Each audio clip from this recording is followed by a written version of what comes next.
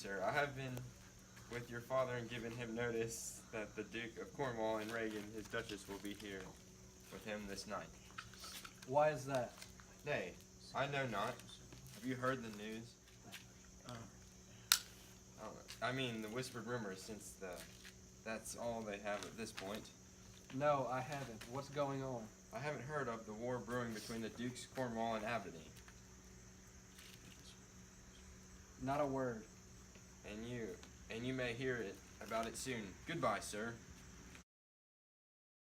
The Duke will be here tonight. All the better. In fact, it's the best that could happen.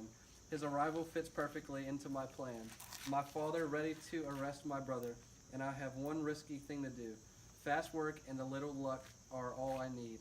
Brother, I have a word with you. Calm down, brother. I'm sure aunt, not a word. I hear my father coming. Forgive me. I have to pretend to threaten you with my sword. Draw your sword too, as if you're defending yourself. Be convincing. Give up. Go see my father.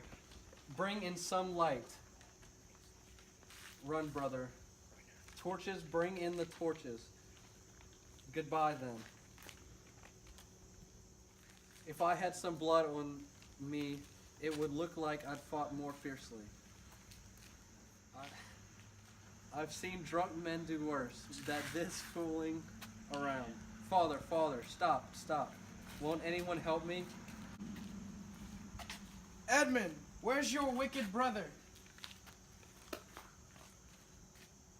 He was standing here in the dark with his sword pointing at me. He was mumbling some black magic spells, appealing to the moon to help him in his evil plans. Where is he? Look, sir, I'm bleeding. Where is the villain, Edmund? He ran out that way, sir. He couldn't. Follow him now. Go! When he couldn't what? When he couldn't persuade me to kill you, I told him that the gods hate me who killed their fathers and unleashed all their thunder on them, and that the bond between father and child was sacred. In short, when I told him how firmly opposed I was to his hideous plan, he pulled out his sword and lunged at my defenseless body, cutting my arm. Bolstered by righteousness, I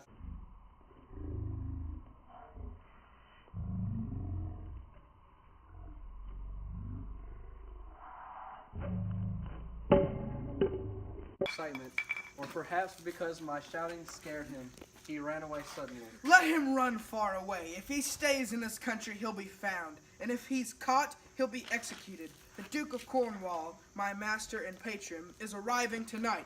On his authority, I'll proclaim that whoever finds Edgar and help bring the murderous coward to justice be rewarded. Whoever helps Edgar hide will die. After I urged him not to kill you, I saw that he was still determined to do it.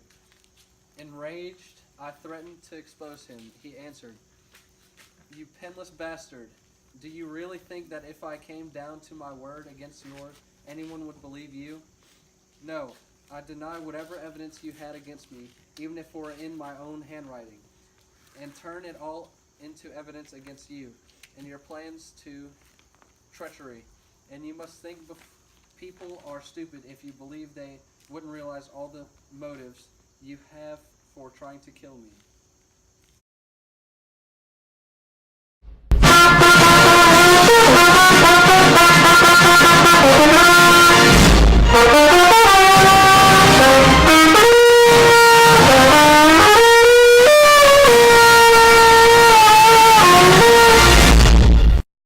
Oh, how monstrously evil. He said he would deny that he wrote his letter.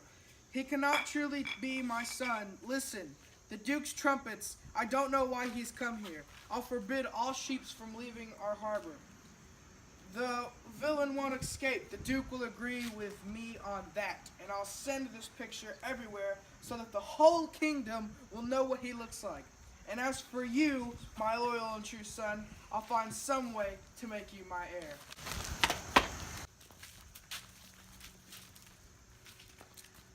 How are you, my friend? Ever since I arrived here just now, I've been hearing strange rumors.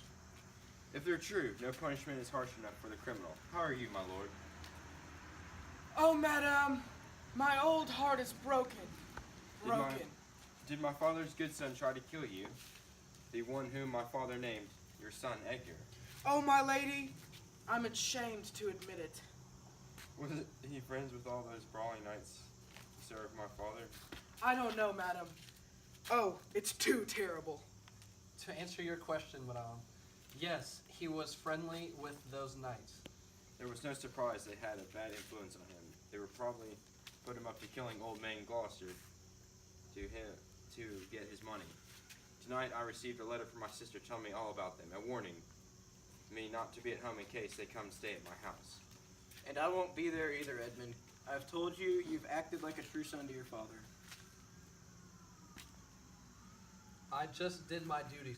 He exposed! Edgar's murderous plot and was wounded, as you see there, when trying to apprehend him. Are your men searching for him?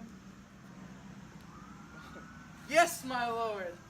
If he's caught, he'll never make trouble for anyone again. Feel free to use my authority however you wish in order to apprehend him. As you, Edmund, you've been so loyal and virtuous throughout this whole business, I'd like you to work for me. I need people as trustworthy as you. I will always be loyal to you, sir. Thank you, my lord, for your kindness to Edmund. You don't know why we came to visit you. Yes, and so unexpectedly, at night, there was some important matters we need your advice on, Gloucester. My father and my sister were both recently written to me about arguments between them. I realized it would be inconvenient to answer them from home, especially since the king may be on his way there. Their messengers are ready, waiting to deliver our response from these matters. So please, my friend, give us some good advice. We need it desperately and immediately. I'm at your service, madam. Both of you are very welcome here.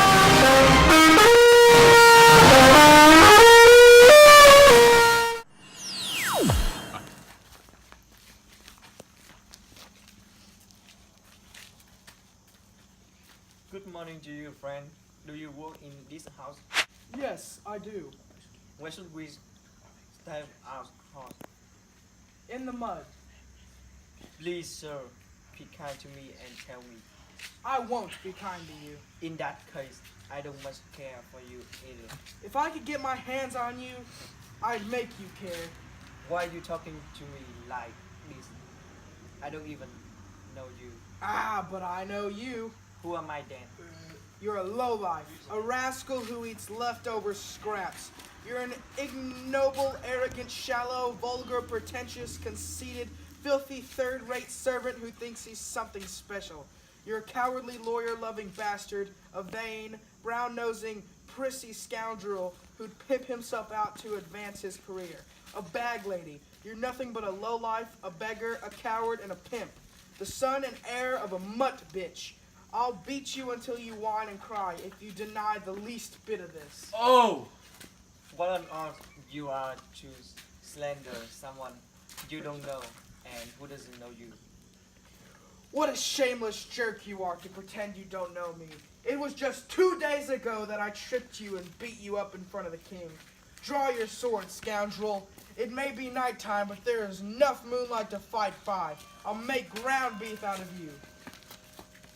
Draw, you affected, preening son of bitch. Draw your sword.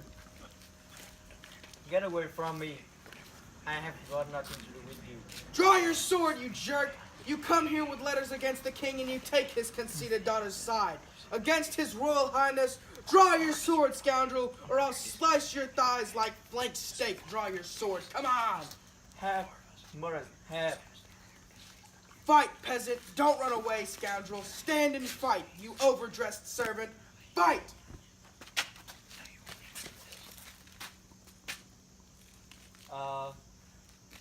What's going on here? Help, murder, help. Have, murder.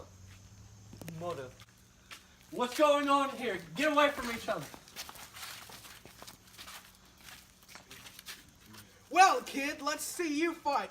Come on, I'll show you how. You have weapons! What's going on here? Stop it, I order you. The next person to strike again dies. What's going on here? These are the messengers from my sister and the king. What are you fighting about? Tell me. No wonder, with all your extortions, you cowardly rascal, you're not worth being called a man. You only think manly about your clothes. A tailor made you. That's an odd thing to say. How can a tailor make a person? Definitely a tailor, sir. A sculptor, a painter couldn't have screwed him up as bad as that, even as an apprentice. Well, tell me what you're fighting about.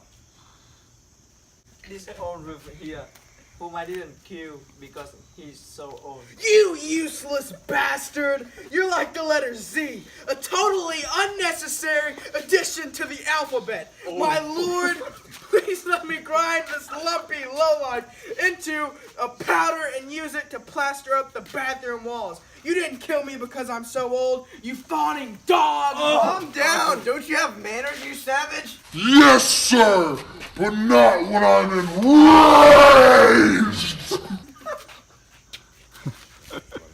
Why are you enraged?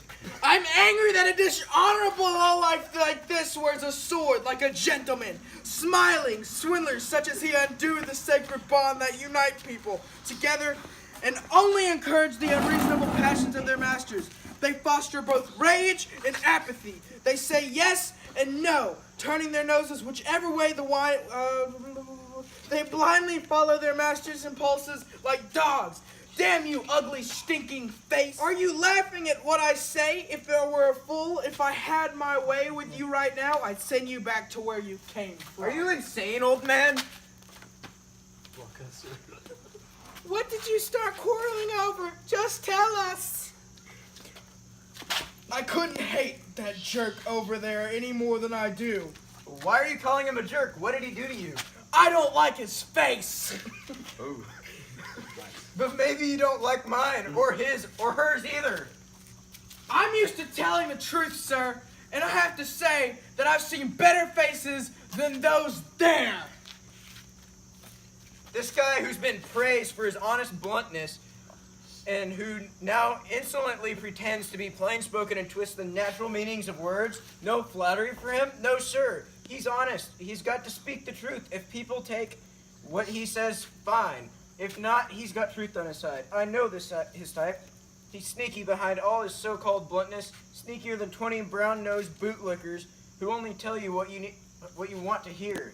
Dearest, kindest, most honorable sir, may I say with your esteemed approval, which is lit up by the illuminating radiance of the sun, God Phoebus that... What do you even mean by that? I tried to stop speaking plainly, since you dislike plain speech so much, sir. I know I'm not flatterer. The guy who tricked you with plain language was just a plain crook, which I'm not, however, much I may displease you by not having one. How did you offend him? I never offend him at all. Recently, the king hit me because of misunderstanding. This man took sides with the king and cheated me. When I was down on the ground, he insulted me and then started acting tough to seem cold righteous in front of the king. The king praised him even though I have never offered any resistance at all. Now he put out his word on me again, still ripped up from our first encounter.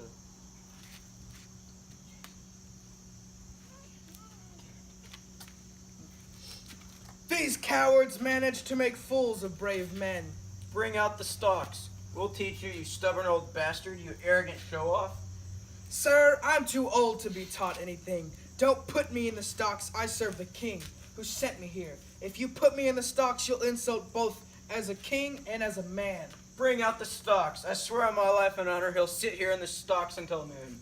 Only till noon, my lord, no. The whole day and all night, too.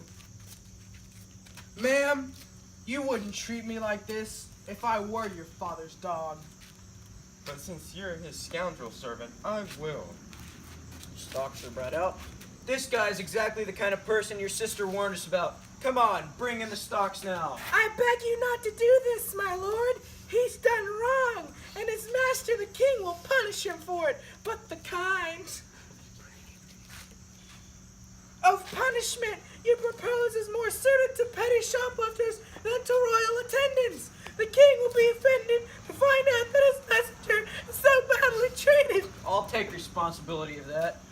My sister would not be much more offended to have her trusted messenger abused and assaulted for carrying out her orders. Put his legs in the stocks. Kent is put into the stocks. Let's go, my lord. I'm sorry, my friend. The Duke always gets his way, and everyone knows you can't budge him once he's made up his mind. I'll try talking to him again. Please don't, sir. I've been up there a long time and have done a lot of traveling recently. This punishment will be a good chance to catch up on my sleep. The rest of the time I'll whistle to entertain myself. Even good men have bad luck. Have a good morning. It's wrong for the Duke to do this. The king will be angry with him. Oh, good King Lear, you're providing that just as they say. Everything goes from good to bad. Rise and shine, son, so I can read this letter. Only those who are truly miserable see miracles. I know this letter is from Cordelia, who knows that I am serving the king in disguise.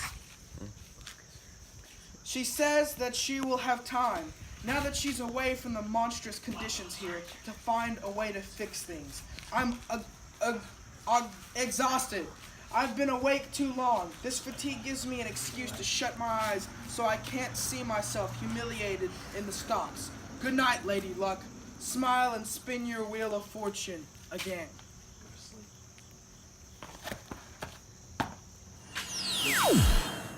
I heard myself proclaimed, and by the happy hollow of the tree escaped the hunt.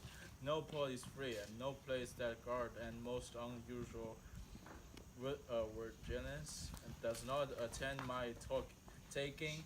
Whilst I may escape, I will preserve myself and am betrothal and take the best beast and the most shape that ever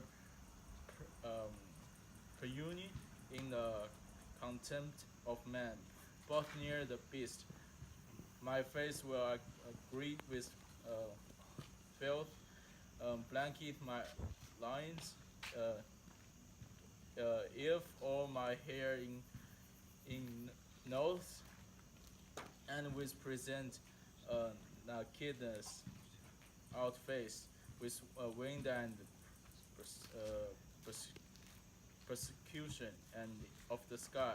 The country gives me proof and precedent of bedlam beggars, who with a hollow voice strike in their numbed and modified bar arms, pins, wooden pricks, nails, spike, and rosemary, and with this horrible object from Law Farm, poor plating village, ships, coats, and mills, sometimes will lunatic bands, sometimes with prayers, in for their carty, poor, truly God, poor Tom. That's sometimes yet, Edgar and nothing am.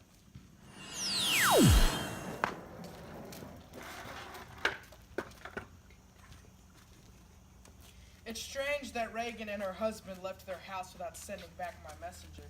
According to what I hear, they had to travel plans of last night. Hail to thee, noble master.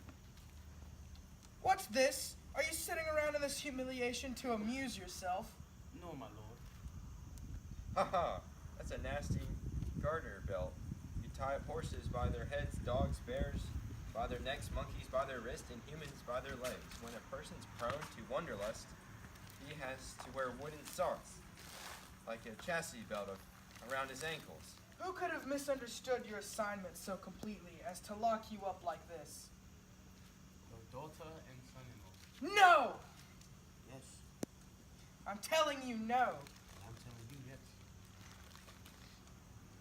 No, they wouldn't. Take knowledge.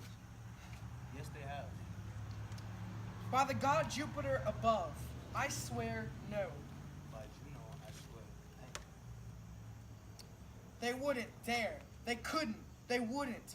It's worse than murder to humiliate a king's messenger like this. Tell me as quickly and clearly as you can what you did to deserve this punishment, or what made them think that you could inflict it on you. My lord, when I arrived at their homes, I gave them your letter. Before I had the chance to get up from my respectful kneeling position, Gonoreo's messenger arrived, stinky, sweating, and out of breath. He interrupted me, spouted out greetings from her, and delivered her letter, which they opened immediately. After reading it, they gathered their entourage together and got on their horses to go. They glared at me and ordered me to follow them and wait for their answer. After we arrived there, I ran into that other messenger who made them give me the cold shoulder. The very same guy who was so rude to you, King. I admit, it was foolish to draw my sword on him, but I had to act like a man. He woke up the whole house with his loud and cowardly screams. That's why your daughter and son-in-law are punishing me shamefully. The story boards more stormy weather. Father who wear rags make their children neglect them, but fathers who are rich make their children common. Lady Luck is a fickle whore and never gives the poor of this, but despite this all, your daughters will give lots of money, or do I mean pain, in the coming year. I'm getting hysterical. I feel my stomach squeezing up against my heart. Calm down. Belong lower down. Where is this daughter of mine? Inside, sir, with the Earl. Don't follow me. Stay here. You didn't do anything else to earn this punishment. Nothing. Tell me, why did the king arrive with such a small entourage?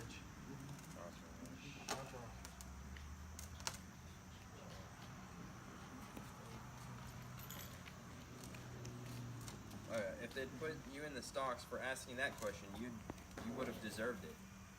Why, fool?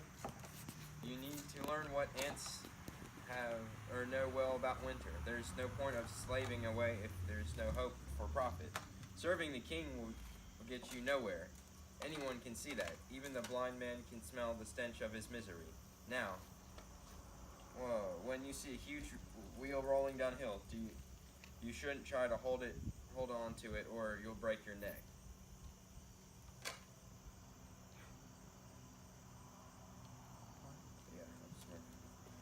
But if you see a wheel going uphill, latch for a ride, and then a wise man gives you better advice than I just did. Give me my advice back. I only want idiots following my advice. That advice from a fool. The gentleman who serves you only for profit and is superficially loyal to you will take off when it starts to rain and leave you alone in the storm. But I'll linger. The fool will stay, and the wise man will run away, and the servant will run away as a fool. But this fool is no scoundrel by God. Where did you learn that song, fool? Not in the stocks, fool.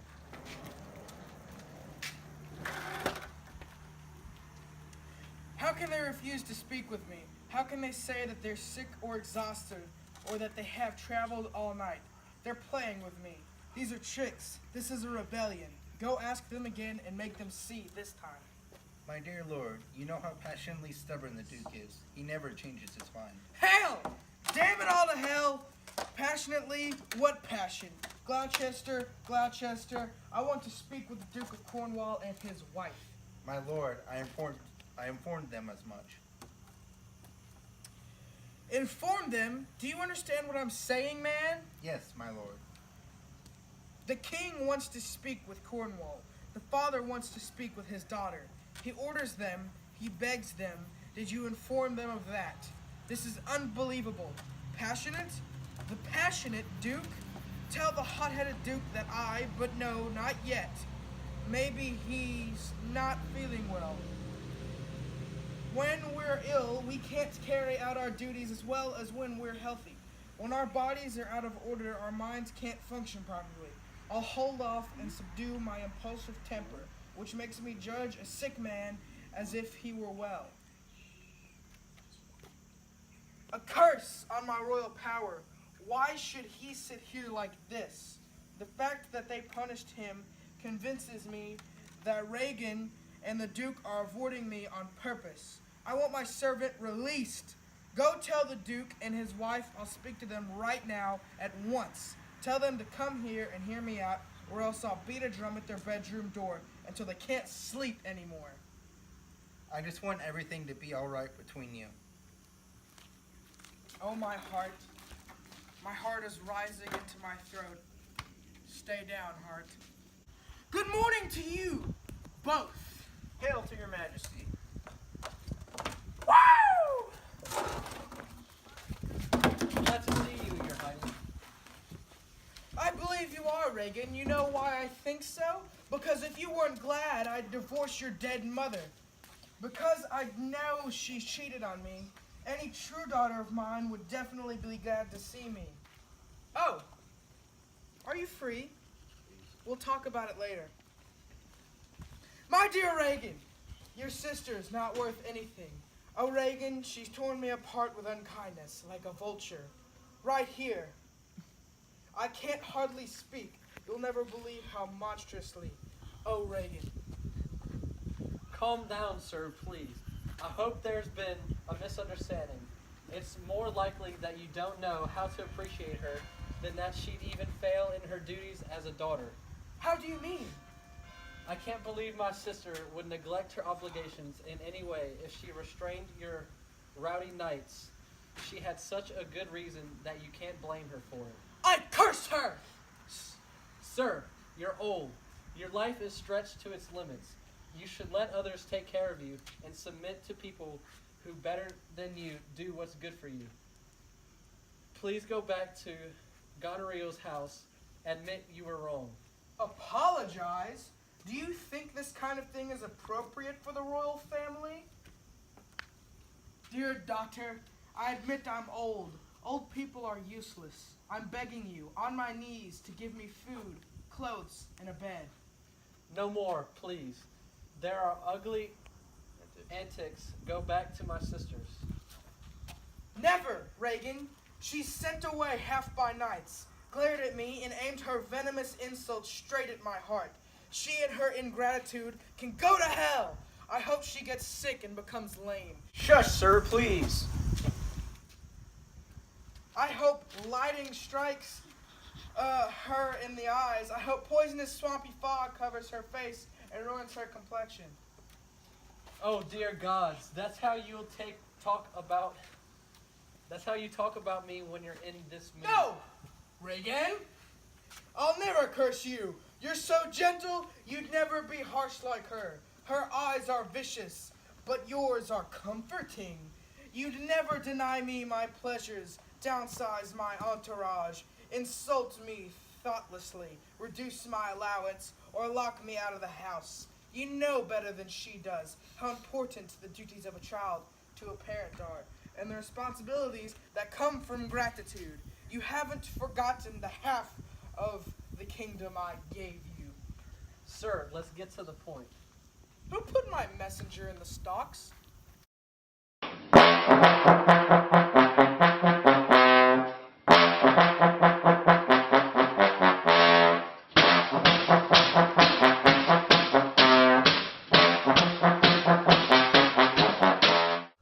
What's that trumpet?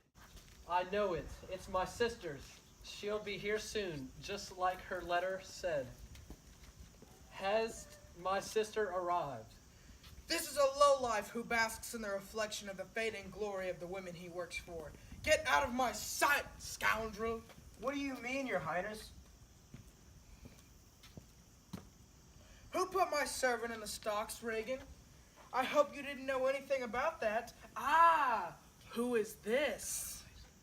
Dear gods, if you love old men like me, if you believe in obedience, if you yourselves are old, then please send me down some help. Aren't you ashamed to look at me after the way you treated me in my old age? Oh, Reagan, are you taking her by the hand? Why shouldn't she take my hand, Father? How exactly have I offended you?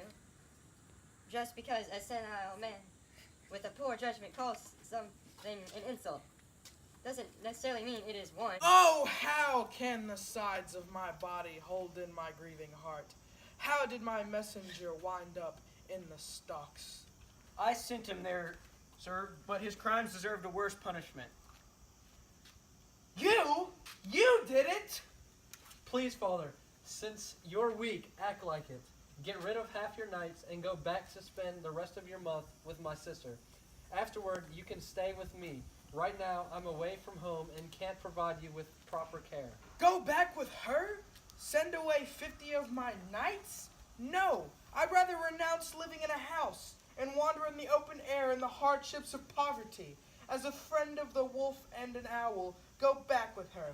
I might as well go before the King of France, who took my youngest daughter without a dowry.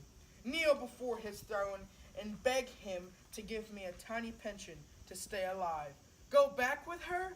I'd rather be a slave or a pack horse for this hateful stable hand here. As you wish, sir. I beg you, daughter, don't make me crazy. I won't bother you. We'll never see each other again. But you're still my child, my flesh and blood. Or rather, you're a disease in my flesh, a disease I still have to call my own. You're a pustule, a sore, and a tumor digesting my bloodline. But I'll stop rebuking you. You'll feel shame when the time is right. And I don't urge you to be ashamed now. I won't beg the gods to punish you or caution you. Fear their judgment. Become a better person when you're ready. If you're inclined, I'll wait patiently. Meanwhile, I'll stay with Reagan and hundreds of my knights.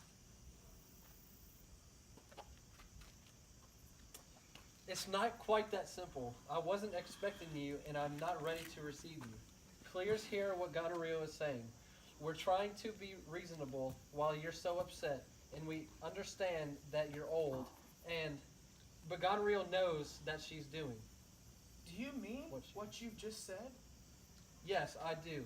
Isn't 50 nights enough for you? Why do you need more than that? Or even that many? 50 nights are expensive to maintain, and there's always a risk they'll rebel. How could so many people under two masters get along under one roof? It would be hard, almost impossible.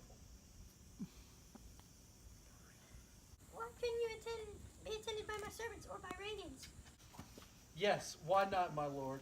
Then if they're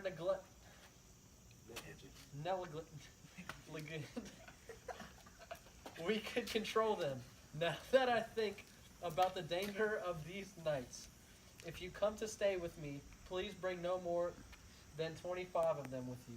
I won't lodge any more than that under my roof. I gave you everything!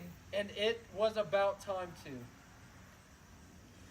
I made you de facto rulers of my kingdom on condition that I could keep 100 knights of my own.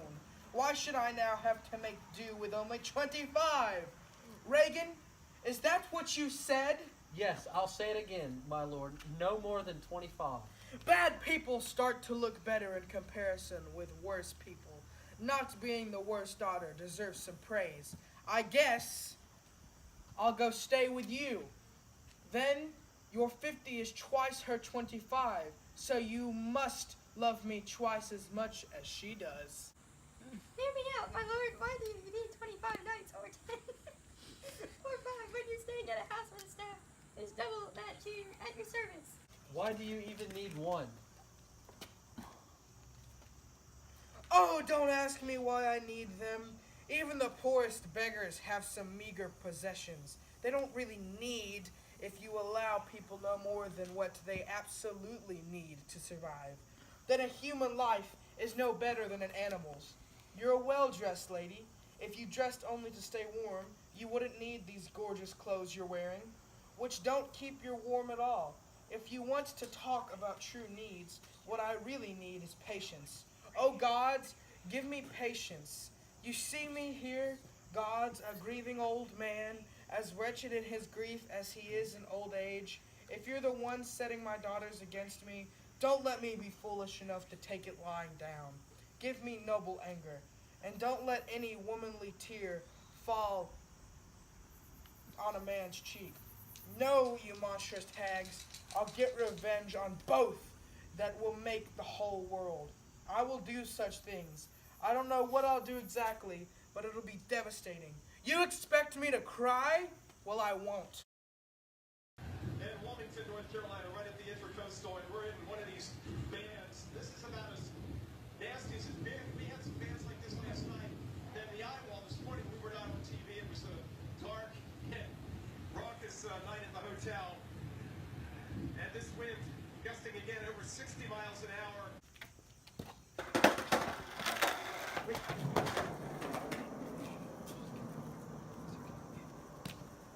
Let's go inside. There's going to be a storm.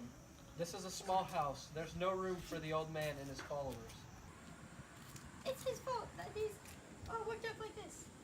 He has to pay the price for his foolish actions. I'll be happy to keep him in my house, but not a single night. That's what I intend to do. Where is Gloucester? He followed the old man. He comes back. Here he comes back.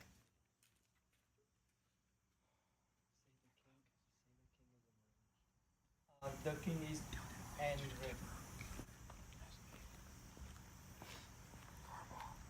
Where is he going? He has called for his house, but I don't know where he's headed. It's best just to let him go. He won't listen to anyone's advice. My lord, doesn't try to persuade him to stay. But he's getting wrecked, and the winds are strong and stormy. There's hardly a bus for miles around. He will have no children. Oh, sir, impetuous. People learn their reasons from the consequences of their foolish actions. Lock the doors. His attendants are desperate, violent men. I'm afraid of what they might encourage him to do, considering the state he's in.